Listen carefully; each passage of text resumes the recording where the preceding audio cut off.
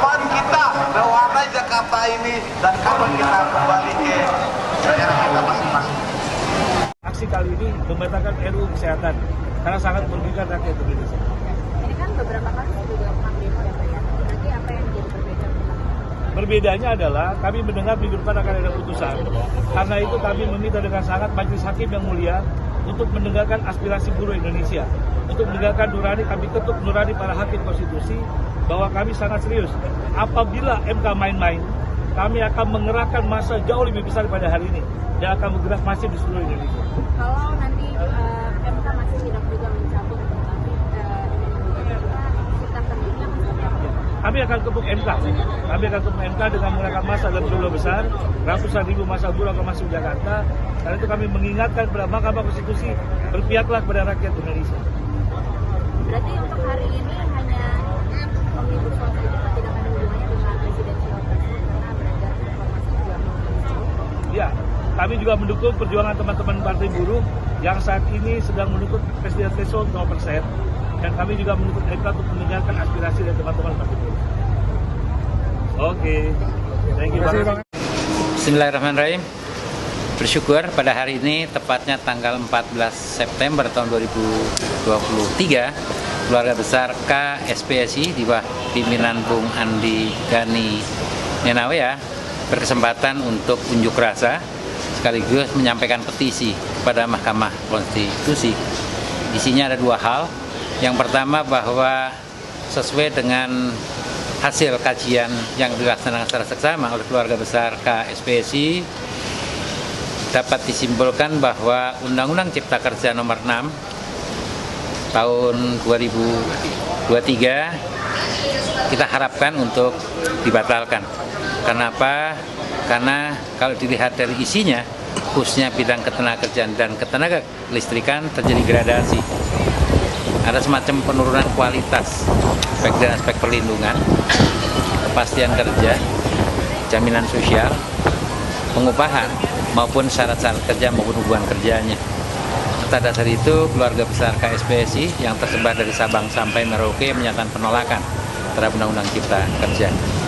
Melalui permohonan judicial review PUU nomor 40 juga selain kita minta untuk dibatalkan, kalau toh harapannya sudah barang itu dibatalkan. Kenapa? Karena yang kita anggap tidak memenuhi syarat sebagaimana yang kita dambakan adalah Undang-Undang Ketenagakerjaan dan Undang-Undang Ketenaga Listrikan. Itu yang pertama. Yang kedua, hasil Rapimnas. Rapimnas juga kita menyampaikan kepada Mahkamah Konstitusi dengan nada dan substansi yang sama, meminta agar permohonan judicial review mohon untuk dapat dikabulkan. Hal tersebut ditandatangani oleh teman-teman dari keluarga besar SPKP-SPSI. Dari wilayah paling barat itu adalah Palembang, paling timur adalah dari Papua. Dan itu sudah kami serahkan kepada Sekretariat Mahkamah Konstitusi.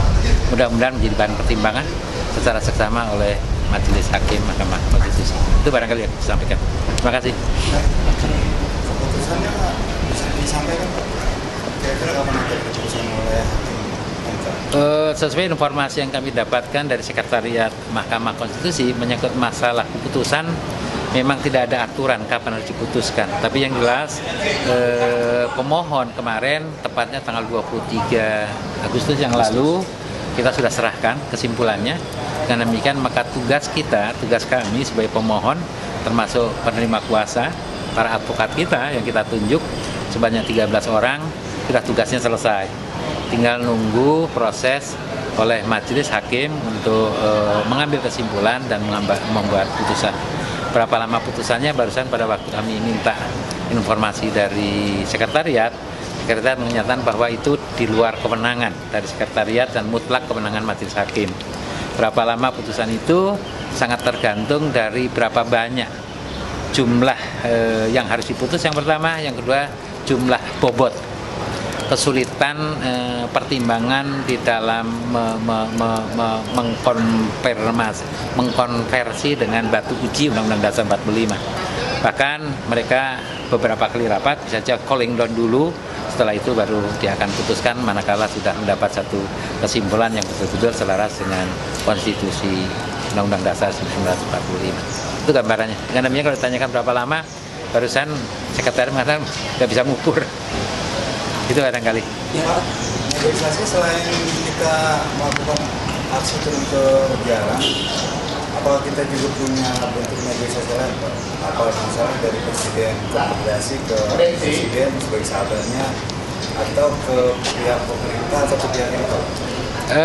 Langkah-langkah itu pasti diminta dan tidak diminta merupakan tanggung jawab Presiden Konfederasi KSPSI yang dari waktu ke waktu membangun jaringan, membangun network, dan membangun komunikasi. Komunikasi itu sudah bantu sesuai dengan harapan dari keluarga besar SPSI yang sejak awal, bahkan undang-undang itu belum diundangkan pun, kita sudah bisa katakan bahwa undang-undang ini tidak bersahabat dengan kepentingan kaum pekerja. Atas dasar itu Presiden KSPSI sudah membangun network dengan Presiden, dengan KSP, dan dengan semua stakeholder yang lain yang memiliki kewenangan untuk itu sudah dikomunikasikan. Mudah-mudahan itu semua menjadi bahan pertimbangan oleh majelis hakim. Terkait perundingan upah, apa yang mau disampaikan kepada pimpinan-pimpinan di perusahaan, karena kan yang menjadi referensi untuk perundingan upah nanti kan itu kan di undang-undang itu, apa yang mau disampaikan? Oh ya, sahabat sekalian, perlu diketahui bahwa prinsip-prinsip dasar serikat pekerja dalam upaya meningkatkan kesejahteraan itu bisa pertimbangannya dari undang-undang yang sifatnya lex generalis, ya, tapi juga ada yang sifatnya lex spesialis. Berkenaan dengan yang bersifat lex spesialis, biasanya mengacu kepada ketentuan PKB yang ada. Tapi khusus untuk upah minimum sudah bantu, ketika ini belum diputus sudah bantu, sandarannya teman-teman akan mengacu kepada Permen 14. Masih PP 36. PP-nya PP 36. Tapi kemarin ada permen baru khusus tahun 2022 yaitu Permen nomor 18. Ya toh, sudah bantu itu bisa dijadikan semacam jurisprudensi lah sebagai satu sandaran ketika ini belum diputus. Mudah-mudahan itu jadikan acuan bagi teman-teman di Dewan Pengupahan Kabupaten Kota. Ya. Bung Rojinto ini menambahkan terkait agenda akhir tahun, biasanya dari Jawa Barat sendiri melakukan aksi, sedangkan untuk kepala daerah sendiri sekarang yang menjalankan roda pemerintahan adalah pelaksana tugas. Nah, itu kewenangan beliau ini lebih. Ada 12 gubernur PJ pada tahun ini, dan tentu mereka punya kewenangan menetapkan, walaupun pasti akan kacamata kuda karena mereka akan menjalankan aturan yang ada, tetapi kita sedang berupaya untuk ketemu dan mudah-mudahan dalam waktu dekat bisa ketemu. Kaitan dengan hari ini, tim diterima bahwa yang pertama kita menyampaikan pernyataan sikap, ada 2 surat, pertama dari DPP KSPSI dan hasil Rapimnas teman-teman KEP yang disampaikan, dan semuanya akan disampaikan diteruskan kepada Sekjen Mahkamah Konstitusi, dan mudah-mudahan itu menjadi pertimbangan.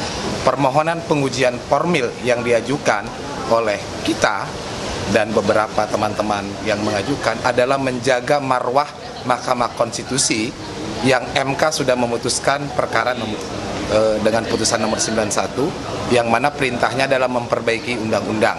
Pembentuk undang-undang itu ada Presiden, pemerintah, dan DPR. Ternyata tidak diperbaiki, malah mengeluarkan Perpu. Justru kita dengan mengajukan pengujian formil ini adalah menjaga marwah MK agar MK tidak dianggap putusannya itu boleh dikangkangi.